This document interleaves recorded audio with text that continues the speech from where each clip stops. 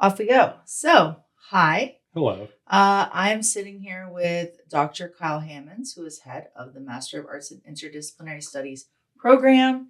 And we are here today to talk about the Master of Arts in Interdisciplinary Studies, which we are both very excited about. Yeah. What was that? You said he's here, so I did a applause. Oh. Cheers. Yeah, thank you. Thank you. I was like, We've got one member in our live studio audience, and Yeah. it's great. And a very excited member. So basically, we're just here to talk about it. We want anybody who's interested to get an idea. So for those who don't know, I am a student in the program, as well as a staff member. Yes. Where's my applause? And I'll be finishing up in December. Yeah.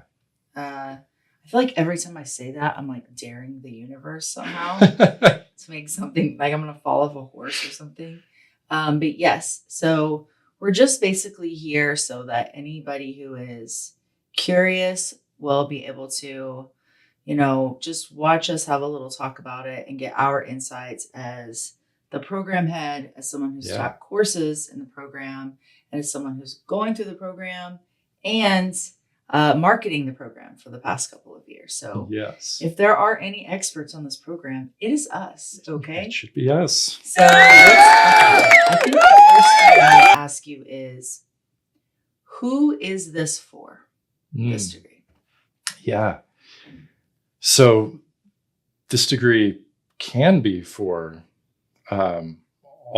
all different sorts of people in different places in their lives. And it's kind of designed that way that it's supposed to be very, very flexible. So I think that flexibility might speak particularly to maybe folks who would be non-traditional students who are full-time professionals working while they are also trying to get their master's degrees. And that's because, one, so many of our classes are available virtually, and two, because students can combine different concentrations into the degree pathway that they would like. And so if you're, say, already a professional in a particular field and you're looking for a degree that's going to help you in that field, but you're not finding a degree program that has exactly all of the different nuances or intersections of the things that would fit for you and your job, then MAIS is going to be a place where you can put some of those things together. Right. So like someone like me, I started with the marketing program at JSOM. Mm-hmm. It wasn't right for me because it was more quantitative and less creative. So that's why I moved over here to get more of the creative side and the culture side and the strategy, and not so much all of the analytics and quantitative stuff, right? Right. So I guess then I would ask you, like, how we advertise this degree as create your own, right? Yes. Just like with the bachelor's, we say you can design your own degree. So can you be specific about that? What does it mean to design your own degree? And for the MA, how does that work? What does that look like? Yeah, I'm glad you asked that. That is probably the most unique and important part of this particular degree. So essentially the way that this degree works is that students they'll come in and they will choose 2 to 3 concentration areas. So these would be different disciplines that you find around UTD. So someone may want to combine something in, say, maybe they are interested in the way that the brain works and neurology, but they are also interested in how the brain leads us to things that are very creative and the kind of humanities things that we do with our thinking and with our cognitive ability. And so there's no one program on campus that, say, captures both of those things. But in MAIS, you're able to choose one as a concentration and another as another concentration, and then put them together. And the way that you combine them is in a project. So we have 4 core classes in the IS program itself that you take with instructors here in interdisciplinary studies. And those classes are basically designed to help guide you through the process of synthesizing your concentrations. And it culminates in some kind of project where you put together everything you've been learning from the different concentration tracks that you've enrolled in. And these projects can be all kinds of different things. So there are some people who want to continue their education with, say, a PhD. And so those folks would be more inclined to write a research paper or something closer to a traditional thesis. There are also people who have designed game software, who have created course curricula, who have done all of these different kinds of graduation projects that are essentially supposed to contribute to their personal and professional and academic goals. So for someone designing curricula, that's a person who wants to go into the education field. For someone who's designing software, they're very interested in technology and working in the technology industry after they graduate.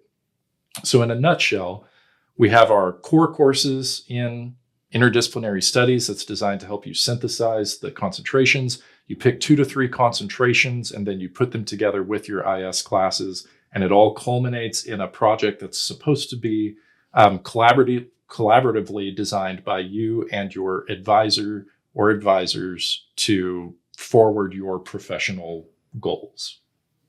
Awesome. So talk to me also about those core requirements and other opportunities for learning that are a little bit different. There is kind of like an experiential learning potential opportunity, right? Yes, for sure. So first, the core requirements are a foundations class where the idea is to start developing potential ideas for the final project that you're going to be working toward, and to cover theories of interdisciplinarity that help us think through how do we go about synthesizing things from different disciplines that might have different intellectual traditions or different research methods, and how do we get this stuff to kind of work together in a way that's productive. So the foundations class is a requirement. Right now, there's also a library science requirement where we learn about how to use the different library tools available at UTD to forward your own project and research. And then you have a capstone and a research project requirement. And those are essentially both working toward the same things, where in the capstone, someone is really trying to synthesize what they have learned from their concentrations and put together usually an annotated bibliography or some kind of record of the different things that they've learned from across the program. And then the research project hours are designed to take what you've put together in capstone and manifest it in that final project, no matter what that final project is, a paper or some kind of portfolio or software or what have you. So those are our core requirements. Then we also have some unique learning opportunities, as you mentioned, as well. So in IS, there are 2 kinds of classes that I think give particularly unique and more hands-on kind of opportunities. One is that we offer the opportunity for independent studies. So in a nutshell, the way that our core classes work is there's a foundations of interdisciplinary study. And this foundations class is basically to help students start thinking through the way that they might want to use what they're learning from their tracks in a future research project. So it's not like they have to have a final decision, but the idea here is to learn about synthesizing different things and synthesizing learning from different places. So how do we put together things from different intellectual traditions? How do we put together things from places that may have traditionally used different kinds of research methods or techniques? And so this class is to think through how to put things together and how that might help you later on in your degree program. Right now, there's also a library sciences course, which is just about how to use the various resources available to students at UTD. And then we also have a capstone and a research project class. And both of those classes more or less work together. The idea with the capstone is to start synthesizing knowledge from across your degree program, kind of taking the things that you started in foundations, putting it together with the other classes and the additional learning that you have been doing since the foundations class, and put together something that's going to help you with your final research project. Most of the time, that's an annotated bibliography where you're collecting resources and making notes for yourself. But the capstone is essentially a preparation for your final research project. And then, of course, the research project class is about putting everything together, very much the things that we were already talking about, where you find some way to manifest and synthesize your knowledge from across the degree program. So whether that's creating a professional portfolio or putting together curriculum or making software or writing a research paper, it's about bringing things together in a way that works for you in a professional context. So that's essentially the core classes and requirements from the Interdisciplinary Studies School. And as you mentioned, we also have what I think are some unique learning opportunities and things that give us some opportunity for additional hands-on kind of training as well. So in MAIS, things work a lot more like a mentorship model than maybe other traditional disciplines. And that's because we offer these other kinds of classes.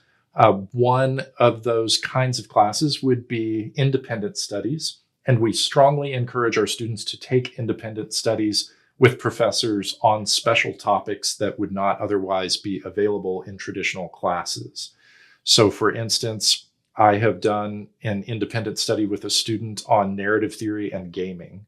That class doesn't exist anywhere else on campus. It's something where the student and I did our own background reading, put together a list of available research resources, and then we went through all of these resources together and started documenting what we could learn about the subject and how it would apply toward that student's final project. So independent studies can be taken with people who are unique specialists on these topics, and they're collaborative between the student and the instructor in putting together the reading lists and coming up with the ultimate goals of the class. We also have something called a co-op education class. And the co-op education class is really great for working professionals and people who are already into their careers to some degree. And these classes are about reflecting on what a student is doing in their job at the workplace already, and kind of taking things that they have learned from their time in school and literature about their profession and reflecting on how those things apply to their time in the workplace. So essentially, you are getting credit for doing work in your occupation and applying these scholarly tools to that work, turning in reflection papers, building artifacts and texts that may be useful. So if you're in education, again, maybe doing units of a curriculum, and you turn those in and reflect on how what you've been learning about pedagogy has influenced what you're creating in the workplace. And it's a way to get class credit for kind of putting those tools together. So I'm really happy that we can offer both of those relatively unique kinds of classes and that they can count toward students' degrees here in MAIS. I thought we could talk a little bit about fan studies. Of course, yeah. Just because it's kind of the lens that was used in the foundations course that I took with you. Yes. That really is when I kind of, for the first time, honestly, understood what interdisciplinary studies was, and looking at fan studies as an example of that. So can you kind of talk about fan studies and how it's a good example of like an interdisciplinary field and how you use it in the foundations course? I'm really happy that you asked that. Thanks. So my research specialty is fandom and fan studies. So it's something that I'm very passionate about. And that's sort of how I landed here at the School of Interdisciplinary Studies. So my degrees are in communication, and communication is very broad and it can apply to a lot of different contexts. So the context that I brought my theoretical knowledge to was fan studies. And so whoever teaches the Foundations of Interdisciplinary Studies class is going to choose an interdisciplinary studies topic related to their specialty as an example or a case of how to go about synthesizing information from across different fields. Most of the time, I'm going to be scheduled to be teaching the Foundation Studies course, but we are planning to maybe rotate with other professors from time to time. So when I teach it, as you mentioned, I teach it from the lens of fan studies.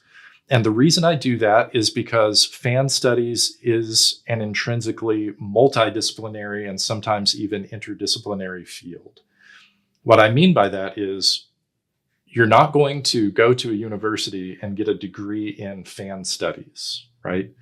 And so if you are interested in fan studies and fandom as a topic, you have to find what people from all different fields have been writing about this and how it all fits together and contributes to the particular applications that you might be interested in. For example, I have studied economic and sociological theory from people like Max Weber, or I have also looked into philosophy and how people like Plato and Derrida and Kramer all kind of bring philosophical views. I've also read books on marketing. And so marketing analytics is a huge part of understanding what's going on with fandom.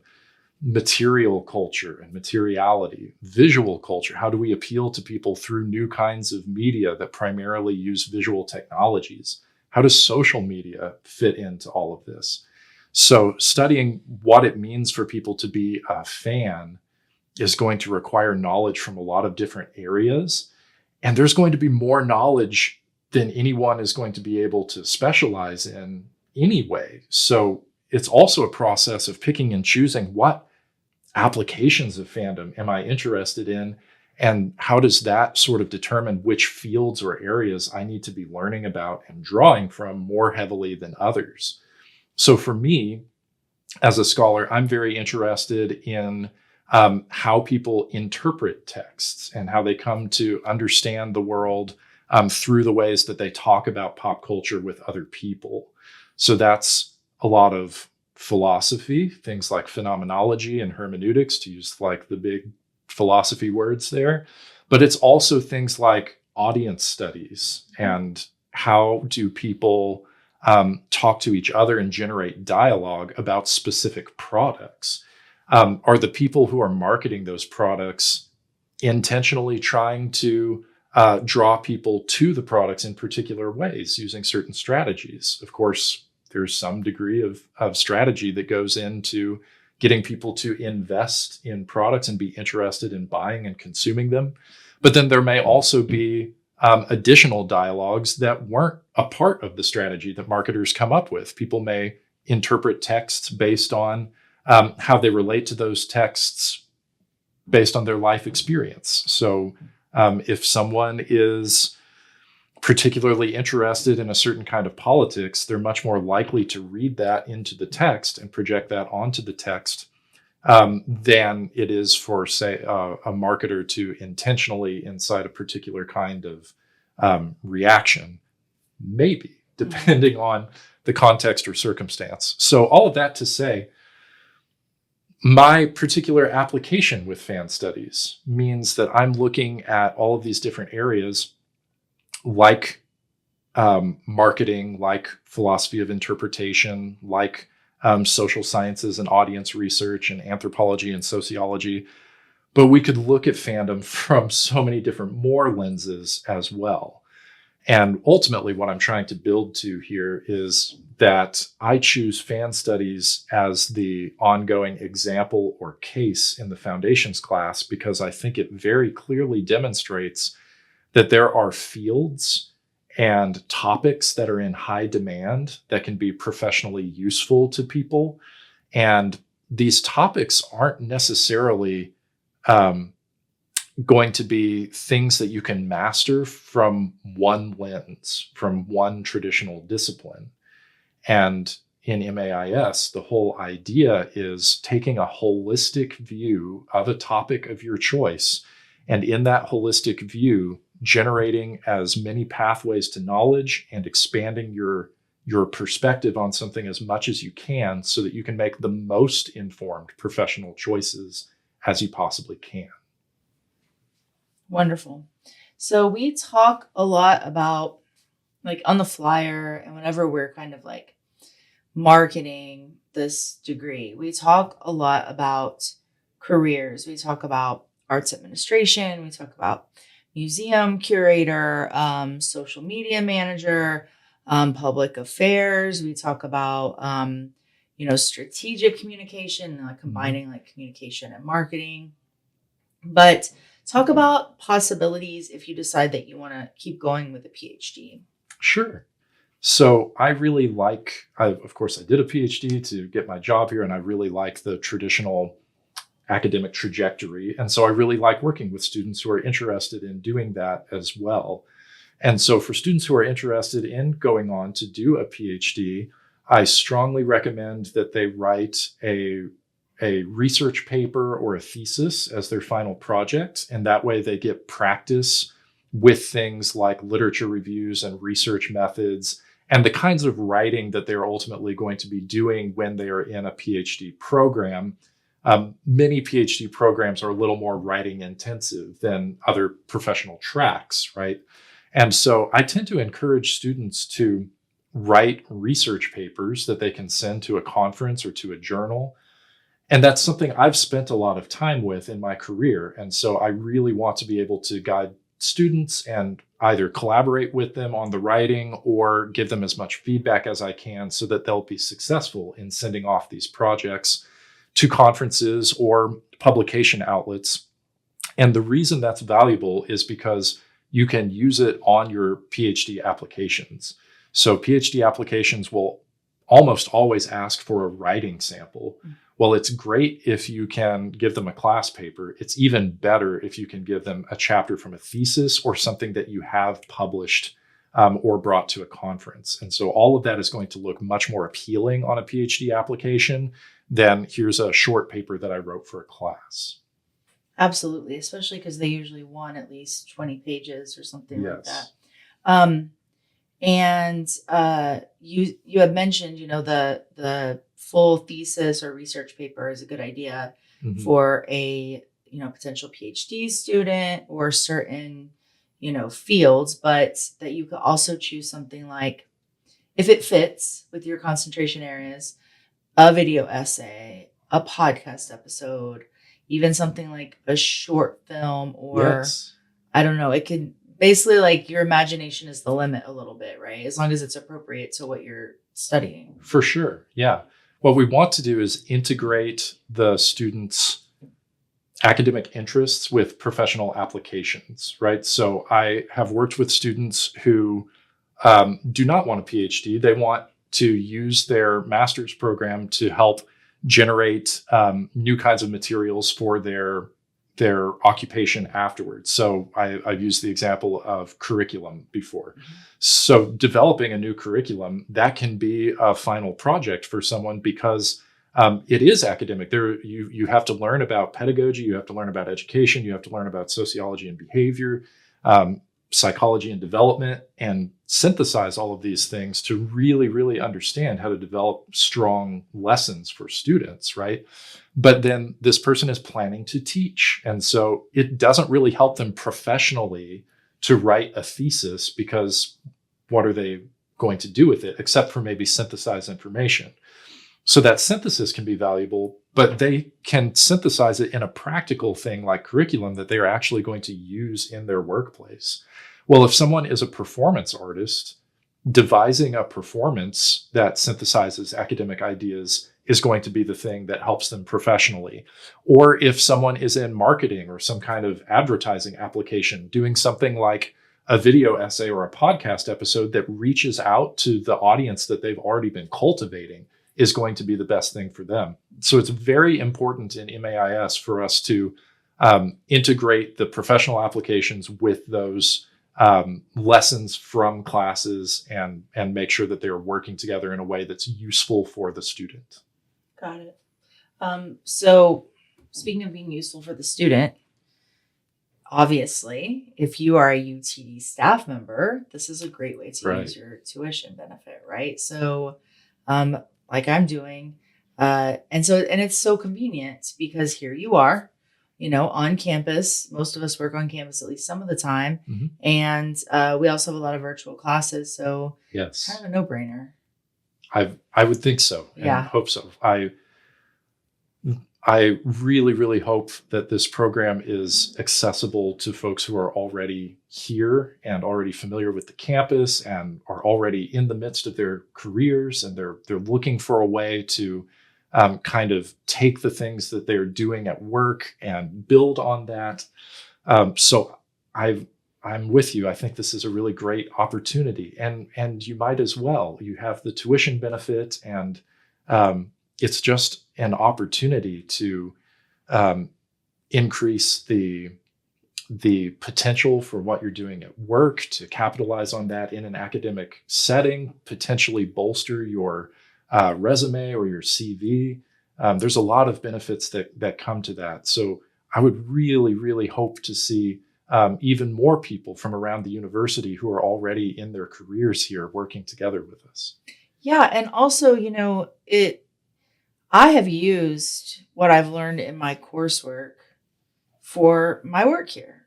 I've used it to help promote the school and the Right. programs, right? And there's also potentially co-op education opportunities available, right? Where you're getting the degree and you're also using the degree to enrich what you do for work. Yes. And at the same time, your work is a part of your experiential learning. So it's like, it just really does make sense. Yeah. And I love that. I really believe that the MAIS fills this, at least some of an accessibility gap, because with that tuition benefit combined with the flexibility, combined with the fact that you can literally tailor this degree to whatever your career goals are, or maybe you have a bachelor's, you want to do a PhD, but you want kind of an intermediate step. Maybe you need to fill in some gaps in your bachelor's coursework or something like that. It's just obvious. Sure. Yeah. And to that second point, there are a number of advanced programs, like if someone wants to go into law or medical school or something like that, where an MAIS master's degree could also be that stepping stone as well. Many of those programs are looking more for one's experience in those areas than they are like, did you take a traditional like pre-law, pre-law track or whatever, right? And so that's something we can do in MAIS. If you want to take classes that might apply toward sort of traditional pre-law programs, but you also want to combine that with, for example, I have a student interested in environmental law right now. Well, there's no program on campus that's specifically environmental law, but they can take classes in jurisprudence or law, and then they can also take classes in environmental studies, and then they can put those together in their MAIS degree. And I think that's going to work great as they apply to law school afterward.